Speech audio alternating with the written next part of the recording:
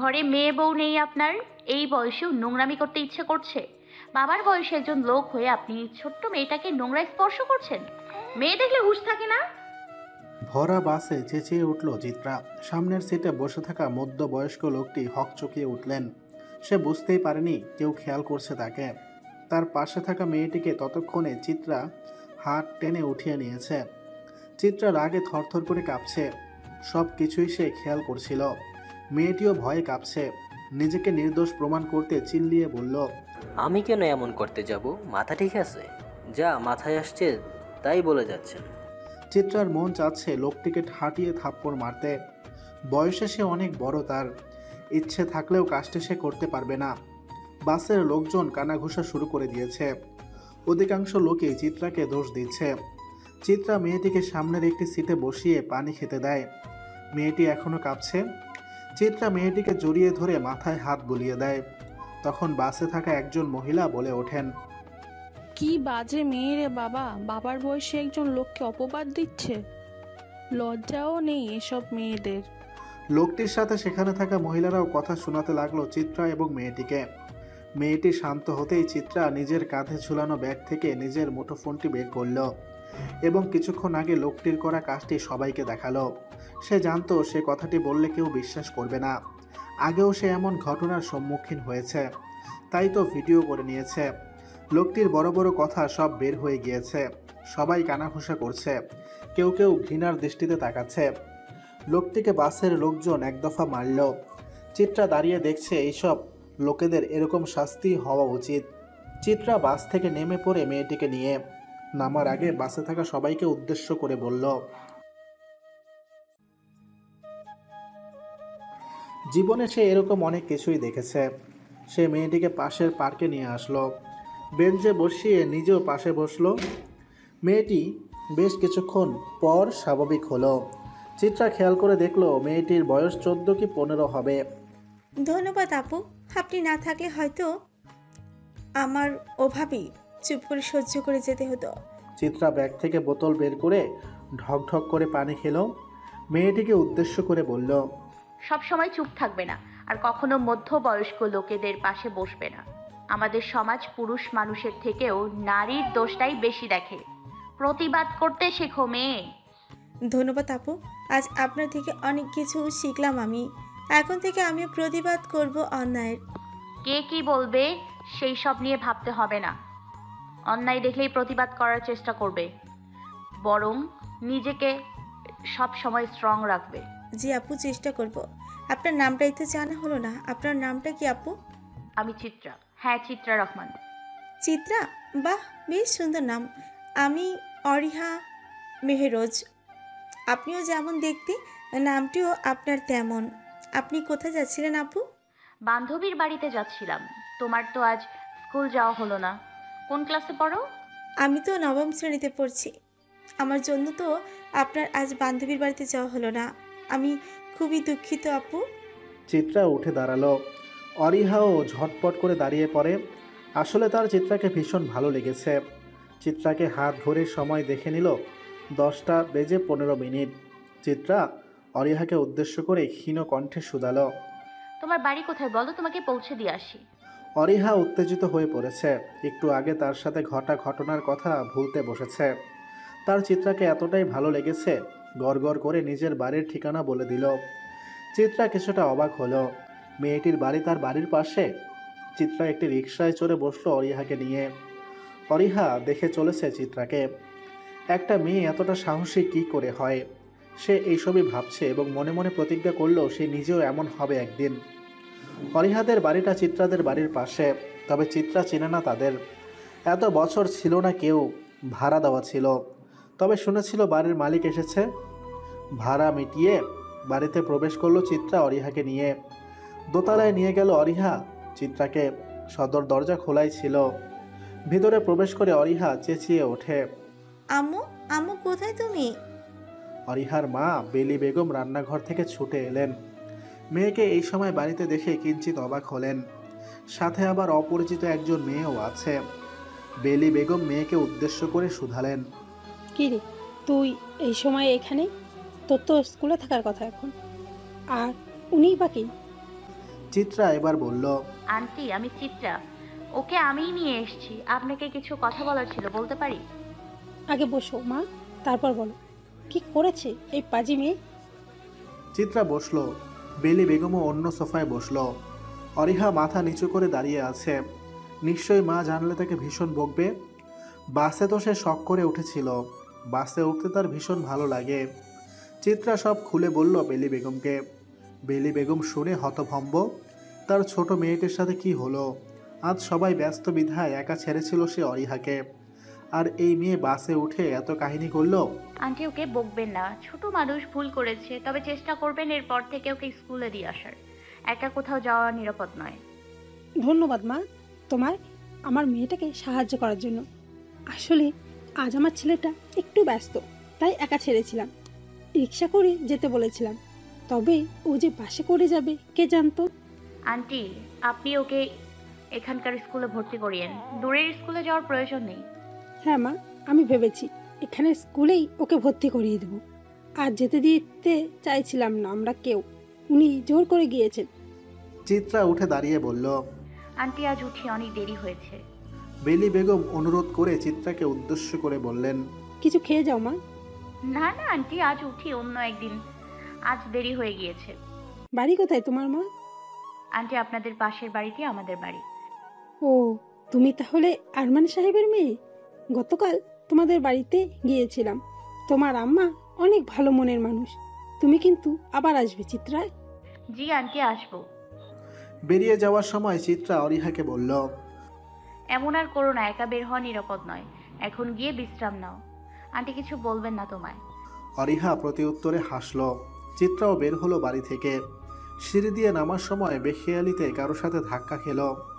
চোখ তুলতেই সামনে দাঁড়িয়ে থাকতে দেখে লম্বা চওড়া বলিষ্ঠ এক পুরুষকে। পুরুষটি বিরক্তিকর দৃষ্টিতে চেয়ে আছে তার পানে। তবে মুহূর্তেই তার বিরক্তি ভাবটা কেটে গেল। চিত্রা দুঃখিত বলে পাশ কাটিয়ে বাড়িতে চলে আসে। চিত্রা কলিং বেল বাজাতেই তার মা মরিয়ম সুলতানা এসে দরজা খুলেন। মেয়েকে এত তাড়াতাড়ি ফিরতে দেখে বেশ অবাক হলেন, কারণ চিত্রা আজ বান্ধবীর বিয়েতে গিয়েছিল।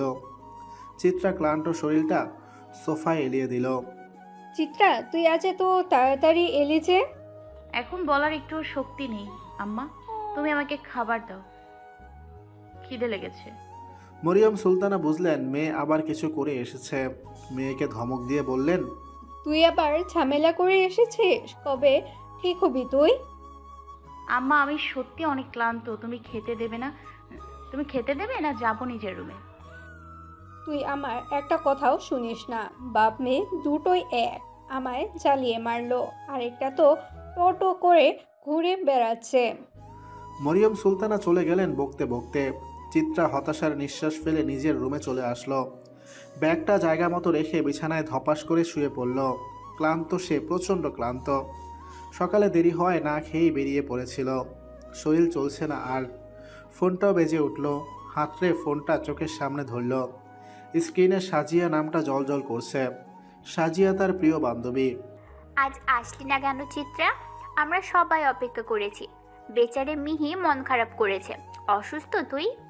চিত্রা বহু কষ্টে টাইপ করলো। অসুস্থ হয়ে পড়েছে একটু, কাল সব বলবো তোকে। এখন ঘুমাবো, বাই। আজ বান্ধবীর বিয়ে ছিল। পালিয়ে বিয়ে করবে তারা। পরিবার মানছিল না, সাক্ষী দিতে বলেছিল। যদিও সে এসব বিষয় পছন্দ করে না, তবুও বান্ধবী হওয়ায় যেতে চেয়েছিল। তবে সম্ভব হলো না। কিরে, তুই না স্কুলে গেলি? অরিহা সোফায় বসে চিপস খাচ্ছিল আর কার্টুন দেখছিল। পরনে তার এখনও স্কুল ড্রেস। পরিচিত কণ্ঠ শুনে তার দিকে তাকালো। কণ্ঠের মালিক তার একমাত্র ভাই। সে এসে ধপাস করে বসে পড়ে অরিহার হাত থেকে চিপসের প্যাকেটটা কেড়ে নিয়ে নিজে খেতে থাকে। অরিহা চেঁচিয়ে বেলি বেগমকে ডাকে। বেলি বেগম রান্নাঘর থেকে ছুটে আসেন। আম্মু, তোমার ছেলে আমার চিপস নিয়ে নিয়েছে। আশায় ওকে চিপসের প্যাকেট ফেরত দিয়ে আমার কাছে আয়, কথা আছে। আশার মায়ের মুখভঙ্গি দেখে বুঝলো মা সিরিয়াস কিছুই বলবে। সে অরিহাকে চিপসের প্যাকেট ধরিয়ে রান্নাঘরে চলে আসে। বেলি বেগম আশারকে দেখে চুলা বন্ধ করলেন। আশারকে নিয়ে নিজের রুমে আসলেন। সব খুলে বললেন তিনি। চিত্রা কিভাবে সব সামলেছে সেটাও বললেন। সব শুনে আষাঢ়ের চোখ মুখ শক্ত হয়ে গেল। তার আদরের বোনকে কেউ নোংরা স্পর্শ করেছে। মা, তুমি অরিহাকে আর একা ছাড়বে না। এখন থেকে আমি ওকে দিয়ে আসবো। আর এখানকার স্কুলে ভর্তির ব্যবস্থা করছি আমি, যত দ্রুত সম্ভব। তুই মাথা গরম করিস না আশা, আমি যেন শুনি না তুমি উল্টোপাল্টা কিছু করেছো। চিত্রা তাকে যথেষ্ট শিক্ষা দিয়েছে, আর প্রয়োজন নেই। কিন্তু মা, আর কথা নয় আশার, তোমার বোনকেও চিত্রার মতো সাহসী হতে হবে। চিত্রা মেয়েটি যথেষ্ট সাহসী এবং ভালো। অরিহাকেও অন্যায়ের প্রতিবাদ করতে শিখতে হবে। আশার শুনল, এরপর বেরিয়ে আসলো রুম থেকে। অরিহার দিকে তাকালো এক পলক, অতঃপর বাড়ি থেকে বেরিয়ে গেল। আশার যথেষ্ট শান্ত প্রকৃতির একজন ছেলে, তবে রাগলে সহজে শান্ত হয় না। বোনকে ভালোবাসে, সেই বোনের সাথে কেউ এমন করেছে আর সে চুপ থাকবে? তবে চিত্রাকে তার ভালো লেগেছে, ধারণা করতে পেরেছে তখন যার সাথে সে ধাক্কা খেয়েছে সেই চিত্রা। তপ্ত দুপুর, চৈত্র মাসের মাঝামাঝি সময় অবশেষে স্বরূপে ফিরেছে চৈত্র। রোদে নাজেহাল শহরতলির মানুষ। চিত্রা মাত্র গোসল সেরে বের হয়েছে, চুলগুলো মুছছিল সে, তখনই রুমে প্রবেশ করে তার ছোট ভাই প্রহর। চিত্রা ভ্রু কুঁচকে তাকায়। আপু জানিস, পাশের বাসার আশার ভাইয়া আছে না, কি সুদর্শন। আমার তাকে ভীষণ পছন্দ হয়েছে। তোর জন্য তো আমি মনে মনে তাকে ঠিক করে ফেলেছি, দুলাভাই হলে সেই হবে। চিত্রা হতভম্ব হয়ে তাকিয়ে আছে। প্রহর ভীষণ দুষ্ট, তবে এসব কথা সে আগে বলেনি। অষ্টম শ্রেণীতে পড়ছে। চিত্রা বিস্মিত কণ্ঠে বলল, এগুলো কি ধরনের কথা প্রহর? থাপ্পড়ে গাল লাল করে ফেলবো ফাজিল ছেলে। সত্যি বলছি আপু, আশার ভাই খুব সুন্দর। মেয়ে হলে আমি তুলে নিয়ে যেতাম। এসব ফালতু কথা বলার জন্য এসছিস তুই? হ্যাঁ, বের হ ফাজিল ছেলে। বড় হয়ে যাচ্ছে তাই না? হ্যাঁ, বড় হয়ে যাচ্ছে তাই না? আজ আব্বু আসুক, তোর একটা ব্যবস্থা করছি আমি। প্রহর দৌড়ে পালালো। এখানে থাকলে নির্ঘাত দুই একটা থাপ্পড় খেতে হতো। প্রহর বের হতেই চিত্রা ঘন ঘন শ্বাস ফেলল।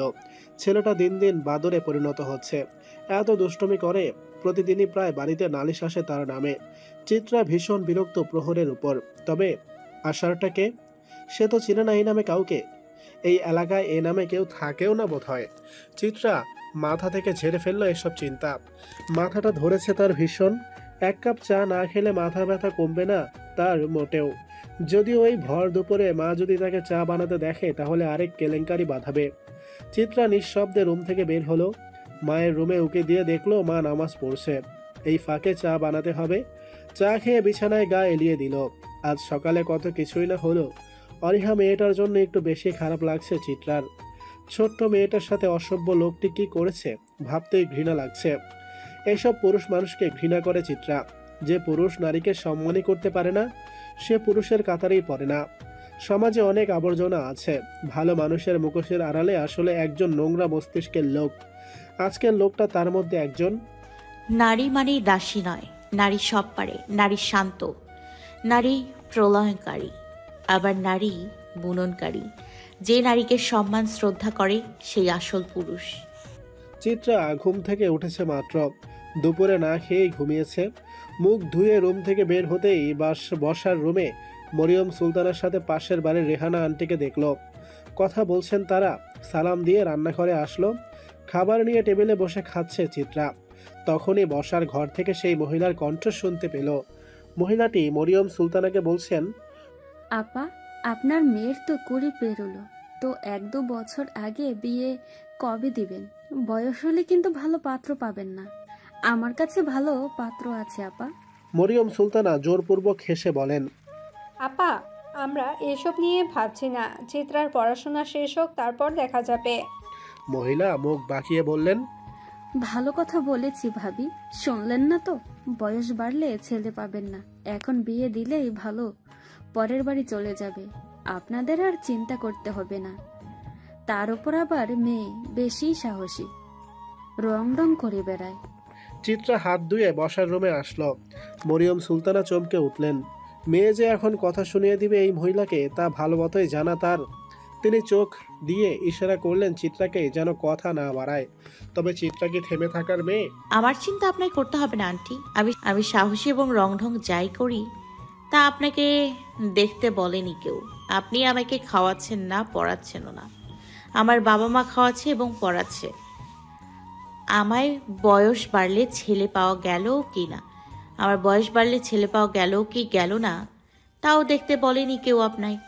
অন্যের বিষয় নিয়ে কথা বলার আগে 10 বার ভাববেন। আশা করি বোঝাতে পেরেছি।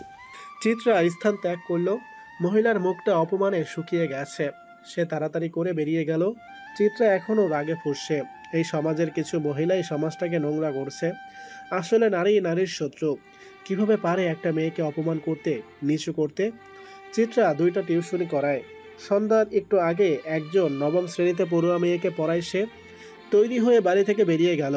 মরিয়ম সুলতানা এখনও সোফাতেই বসে আছেন হতভম্বের ন্যায়। মেয়েটার স্পষ্টভাষী, মুখের ওপর সত্য বলে দিবে। অন্যায় দেখলে প্রতিবাদ করতে ঝাঁপিয়ে পড়বে। চিত্রা বাড়ি থেকে বের হতেই দেখলো প্রহর ক্রিকেট খেলছে। চিত্রাকে দেখে প্রহর সহ তার সাথে থাকা বাকি ছেলেগুলো চুপ হয়ে গেল। কোলাহলপূর্ণ পরিবেশটা নিমেষেই শান্ত হয়ে গেল। তারা ভীষণ ভয় পায় চিত্রা আপাকে। চিত্রা আপা যে ভীষণ রাগী তা ভালো মতো ঢুকে গিয়েছে ছেলেগুলোর মাথায়। চিত্রা এক পলক সবাইকে পর্যবেক্ষণ করে দ্রুত পায়ে হেঁটে চলে গেল। দেরি হয়ে যাবে, নয়তো তার আশার বন্ধুদের সাথে বসে চা খাচ্ছে। পাশের সিটি কলেজে সে শিক্ষক হিসেবে নিয়োজিত হয়েছে। জয়নিং ডেট 2 দিন পর। এখানে তার অনেক বন্ধুরাই থাকেন। ভার্সিটি লাইফে তার বন্ধুর অভাব ছিল না, তবে প্রিয় বন্ধু তো একজনই হয়। নিশিত তার প্রিয় বন্ধু। কয়েক বছর যোগাযোগ ছিল না তাদের, তবে এইখানে আসতেই দেখা পেয়েছে তার। মামা, চাকরি তো পেলি, বিয়ে শাদী করবি না? এবার না হয় বিয়েটা করে ফেল। আশার তার বন্ধু সমুদ্রের কথায় হাসল। আশার চায়ের কাপে চুমুক দিয়ে বলল, মনের মতো কাউকে পেলেই বিয়ে করব। নিশিত মুখ বাঁকিয়ে বলল, তোর মনের মতো মেয়ে তুই এই জন্মে পাবি না। তা বল, তোর মনের মতো মেয়ে কেমন হবে? হয়তো পাইনি, তবে পেয়ে যাব। আচ্ছা, চিত্রাকে কেউ চিনিস? সমুদ্র এবং নিশিত চিত্রার নাম শুনে বিষম খেল। চিত্রা চিত্রার কথা জানালো কিভাবে? সমুদ্র এবং নিশাতকে বিষম খেতে দেখে আশারের ভ্রু কিঞ্চিত কুঁচকালো। এরপর বিরক্ত হয়ে বলল, তোরা চিত্রা নাম শুনে বিষম কেন খেলি? সমুদ্র নিজেকে সামলে বলল, মামা, চিত্রাকে তা তুই কিছুদিনের মধ্যে জেনে যাবি। আর এই এলাকার প্রায় সবাই চিত্রাকে চিনে। ওর মতো মেয়ে এই এলাকায় একটাও নেই। কেন? মেয়েটি বেয়াদব? তবে তাকে তো আমার এমন মনে হয়নি। স্বাধীন চেতা প্রতিবাদী একজন নারী মনে হয়েছে। নিশিত আশারের কাঁধে হাত রেখে বলল, চিত্রা বেয়াদব নয়। হ্যাঁ, অন্যায় দেখলে সে কখনো চুপ থাকে না।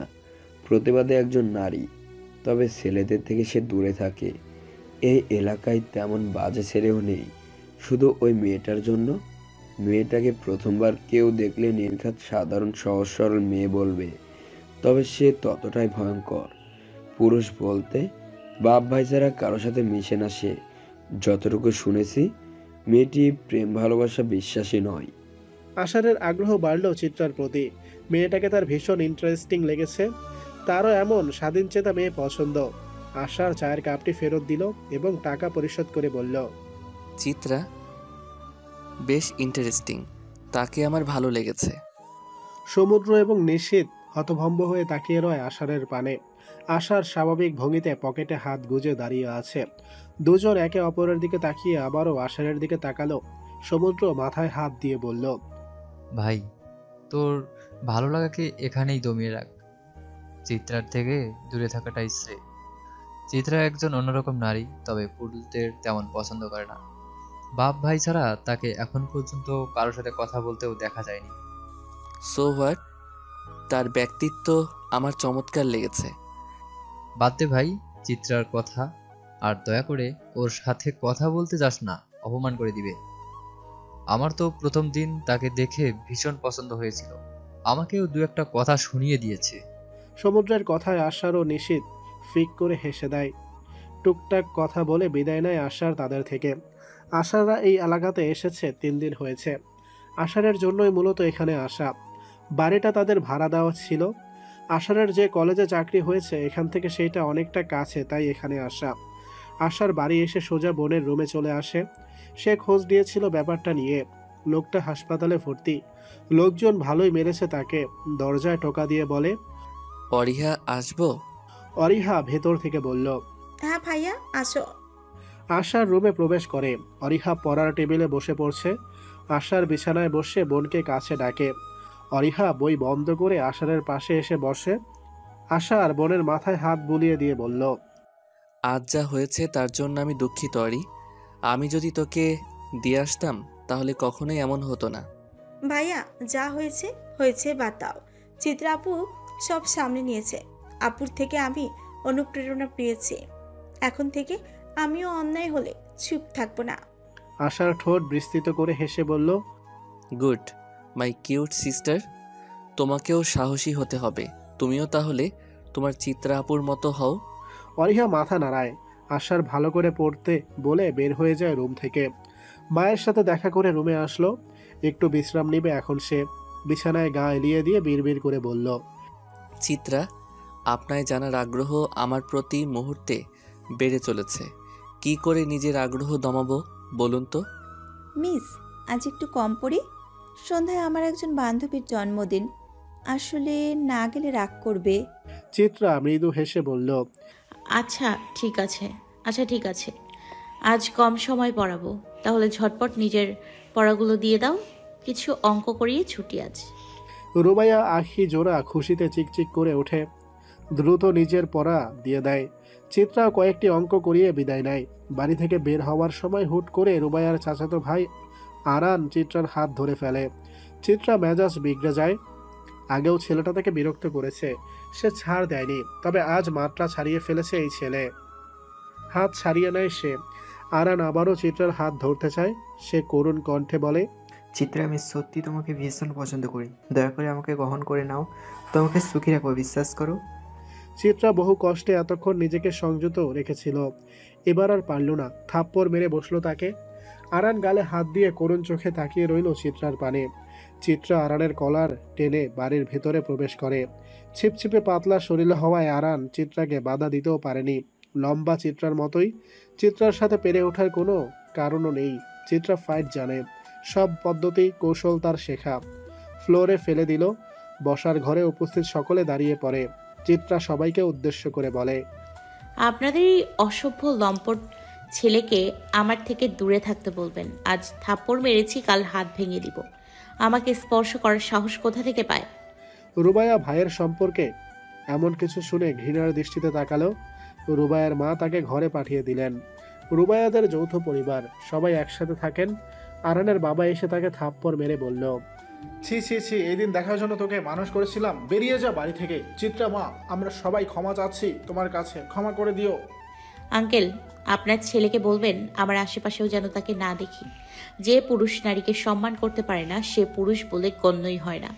আর আন্টি, আমি আর রুবাইয়াকে পড়াতে পারবো না।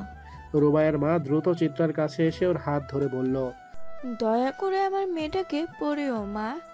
আরান যা করেছে তার জন্য আমরা সত্যি খুব দুঃখিত, ক্ষমা করে দিও। দুঃখিত আন্টি, আমি পারবো না। তবে আমাদের বাসায় যদি পড়তে পারে তাহলে আমি পড়াতে পারবো, না হলে না। চিত্রা কথা না বাড়িয়ে বের হয়ে আসে। রাস্তায় আনমনে হাঁটতে হাঁটতে চিন্তা করছে সে, নারীদের সম্মান কেন দিতে পারে না পুরুষ? কিছু হলেই যাচাই বাছাই না করেই দোষ দেয় নারীর। নারী কেন শুধু মুখ বুজে সহ্য করবে সব? চিত্রা হাঁটতে হাঁটতে বাড়িতে চলে আসে। বাজে হয়তো সন্ধ্যা 7:30। কলিং বেল দিলে মরিয়ম সুলতানা এসে দরজা খুলে দেন। আজ আরেকটা মেয়ে পড়বে না, আগেই ফোন করে জানিয়েছে। বসার রুমে আরমান রহমান বসে চা খাচ্ছেন। চিত্রা ব্যাগ রেখে বাবার পাশে বসে। আরমান সাহেব বুঝতে পারেন মেয়ের কিছু একটা হয়েছে। চায়ের কাপটা টেবিলে রেখে মেয়েকে নরম কণ্ঠে বললেন, কি হয়েছে আম্মা, তোমার মন খারাপ নাকি? চিত্রা একটু সরে এসে বাবার বুকে মাথা রাখলো। এই মানুষটাকে সে সব থেকে বেশি ভালোবাসে। আম্মা ডাকটা তার বুকে প্রশান্তির ঢেউ বয়ে আনে। তার বাবা তাকে বোঝে, এই যে তার এখন মন ভালো নেই তাও বুঝে ফেলেছে। আরমান সাহেব মেয়ের মাথায় হাত বুলিয়ে দিয়ে আবার বলেন, আম্মা, তোমার মন কেন খারাপ বলো আমাকে। চিত্রা বাবাকে খুব খুলে বলল সবকিছু। আরমান সাহেব মেয়েকে সান্ত্বনা দিয়ে বলেন, তুমি একদম ঠিক করেছো আম্মা, কখনোই অন্যের হাতে আপোষ করবে না। ছেলেটি তোমার হাত স্পর্শ করেছে, কোন সাহসে? তুমি আরো 2-1টা থাপ্পড় মারতে। ওখানে পড়াতে যাওয়ার প্রয়োজন নেই আর। আব্বু, সবাই কেন এমন? নারীদের একটু সম্মান করলে কি হয়? আমরাও তো মানুষ, তাই না? ওরা মনে করে নারীদের মন নেই, পাথর। তুমি শান্ত হও আম্মা, সব পুরুষ সমান না। এখনো অনেক পুরুষই আছে যারা নারীদের সম্মান করে, শ্রদ্ধা করে। হাতের 5 আঙ্গুল যেমন সমান হয় না, তেমন সবাই এক না। হয়তো আছে আব্বু, তবে সমাজটা যদি একটু বদলাতো। আজ সকালে পাশের বাড়ির মেয়েটার সাথে বাজে একটা ঘটনা ঘটেছে। ছোট মেয়েটা কত ভয় পেয়েছিল, ভাগ্যিস আমি ছিলাম। পাশের বাড়ির মেয়ে মানে যারা নতুন এসেছে? কি হয়েছে আম্মা? চিত্রা সব বলল। তার আব্বুই তার বেস্ট ফ্রেন্ড, সব কথা সে তার আব্বুকে বলে। চিত্রা সোজা হয়ে বসলো। মরিয়ম সুলতানা চা নাস্তা এনেছেন। প্রহর ও ভদ্র ছেলের মতো সামনের সোফায় এসে বসেছে। সন্ধ্যার সময়টাতে সবাই একসাথে নাস্তা করে। আরমান সাহেব মেয়েকে উৎসাহিত করে বলেন, তুমি এখানেও ঠিক করেছো আম্মা। আমি তোমাকে কখনোই বলবো না অন্যায়ের সাথে আপোষ করো। তুমি লড়বে অন্যায়ের বিরুদ্ধে, যাই হয়ে যাক না কেন। চিত্রা মাথা নাড়ায়। আরমান সাহেব মেয়ের মন ভালো করতে প্রহরকে ফুচকা কিনে আনতে পাঠালো। প্রহরও ভদ্র ছেলের মতো ফুচকা আনতে গেল। আরমান সাহেব, চিত্রা এবং মরিয়ম সুলতানা বসে গল্প করছেন। চিত্রা কিছুক্ষণ গল্প করে নিজের রুমে চলে আসে। আকাশে চাঁদ উঠেছে, পূর্ণিমার চাঁদ। আকাশের চাঁদটা যেমন একা, সেও একা না। সে একা নয়, তার বাবা আছে সাথে, যাকে সে প্রচণ্ড ভালোবাসে, সম্মান করে এবং শ্রদ্ধা করে। রাত 12টা। শহরতলি অন্ধকারে আচ্ছন্ন হয়েছে। রাস্তার পাশের বাতিগুলো বন্ধ, বিদ্যুৎ নেই হয়তো। ছাদের কিনারায় ঘেঁষে দাঁড়িয়ে আছে চিত্রা। পরনে হালকা গোলাপি রঙের সালোয়ার কামিজ, চুলগুলো বাতাসে উড়ছে। তার নিত্যদিনের অভ্যাস রাত 12টায় ছাদে আসা। আশেপাশে গাছের পাতাগুলো মৃদু হাওয়ায় দুলছে। দৃষ্টি তার সামনের রাস্তাতে স্থির। চিত্রার মন ভালো নেই। আশার বিরক্ত হয়ে ছাদে এসেছে। রুমে মন টিকছিল না। নতুন জায়গা মানিয়ে নিতে একটু কষ্ট হচ্ছে। ছাদে এসে রেলিংয়ের কাছে দাঁড়ায় সে। নিস্তব্ধ চারপাশ, মৃদু হাওয়া বইছে। পরিবেশটা উপভোগ করছে আশার। হঠাৎ চোখ পড়ে তার পাশের ছাদে, যেখানে এক রমণী দাঁড়িয়ে আছে। চুলগুলো দুলছে বাতাসে। পেছনে ঘুরে থাকায় চেহারা দেখতে পেল না আশার, তবে ধারণা করলো এটা চিত্রা। বাড়িটা যেহেতু চিত্রাদের, এটা চিত্রাই হতেই পারে, আবার নাও হতে পারে। তখনই চিত্রা সামনে খুলল। আশার ঠিক ধরেছিল এটা চিত্রা। চিত্রা আশারকে খেয়াল করলো। লোকটাকে তাকাতে দেখে বিরক্ত হলো চিত্রা। চলে যাওয়ার জন্য পা বাড়ালে পিছন থেকে গম্ভীর পুরুষালী কণ্ঠ শুনে পা দুটো আপনা আপনি থেমে যায়। মিস চিত্রা, আমি কি আপনার সাথে কিছুক্ষণ কথা বলতে পারি? পরিচিত হতে পারি কি আমরা? চিত্রা আশারের দিকে ঘুরে শক্ত কণ্ঠে বলল, আমি পরিচিত হতে আগ্রহী নই, আমার থেকে দূরত্ব বজায় রাখবেন। চিত্রা ধপধপ পা ফেলে চলে গেল। আশার হতভম্ব হয়ে চিত্রার যাওয়ার পানে চেয়ে আছে। মেয়েটা এমন কেন বলল? সে তো শুধু কথা বলতে চাচ্ছিল। ও, সে তো ভুলে গিয়েছিল মেয়েটা আলাদা সবার থেকে। তার ধীরে সুস্থে কথা বলা উচিত ছিল। মেয়েটার প্রতি এতটাই আগ্রহ জন্মেছে যে সামনাসামনি দেখে উত্তেজিত হয়ে পড়েছিল। মাথা চুলকে হেসে নেমে পড়ে ছাদ থেকে। চিত্রা রুমে এসে বিছানায় বসে আছে। লোকটাকে তার খারাপ মনে হয়নি, তবে সে কোনো পুরুষকে বিশ্বাস করতে পারবে না। ভালো আছে সে, কখনো নিজের জীবনে কাউকে ঝরাবে না। একা থাকাই সব থেকে ভালো। তবে লোকটা কেন ডাকছিল তাকে? চিত্রা মাথা থেকে ঝেড়ে ফেলার চেষ্টা করল। এইসব নিয়ে মোটেও ভাববে না সে। তবুও লোকটার উদ্দেশ্য খারাপ মনে হয়নি। চোখ দেখে সে এতটুকু বুঝতে পেরেছে, মেয়েদের যে বিশেষ ক্ষমতা আছে, তারা বুঝতে পারে কে খারাপ নজরে তার দিকে তাকাচ্ছে আর কে ভালো। ধোঁকা আমি আর খেতে চাই না। এখন কাউকে বিশ্বাস করতেও ভয় হয়। আমার জীবনে 2টো পুরুষ ছিল, আছে এবং থাকবে। আর কোনো পুরুষের প্রয়োজন নেই।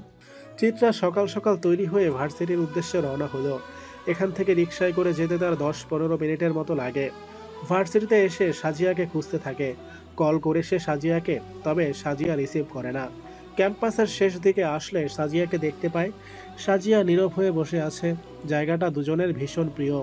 চিত্রার সাজিয়া ব্যতীত কোনো বান্ধবী নেই। মিহি ছিল, তবে চিত্রা তার সাথে খুব কম কথা বলতো। তবে মিহি মেয়েটা ভালো ছিল, আর হয়তো দেখা হবে না তাদের। অনার্স 3য় বর্ষে পড়ছে চিত্রা। সাজিয়ার পাশে এসে তার কাঁধে মাথা রেখে বসে পড়ে চিত্রা। কি হলো, ফোন রিসিভ করছিস না কেন? মন খারাপ তোর? সাজিয়া উত্তর দিল না।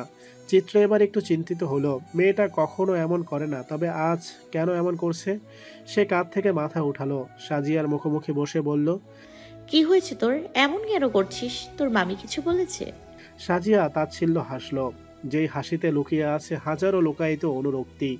এরপর মৃদু স্বরে শুধালো, কি হবে বলতো? মামি আর কি বলবে? বয়স তো অনেক হলো, বিয়ে তো করতেই হবে, তাই নয় কি? 22-এ পা দিয়েছি গত মাসে। আর কতকাল আমাকে খাওয়াবে বসিয়ে?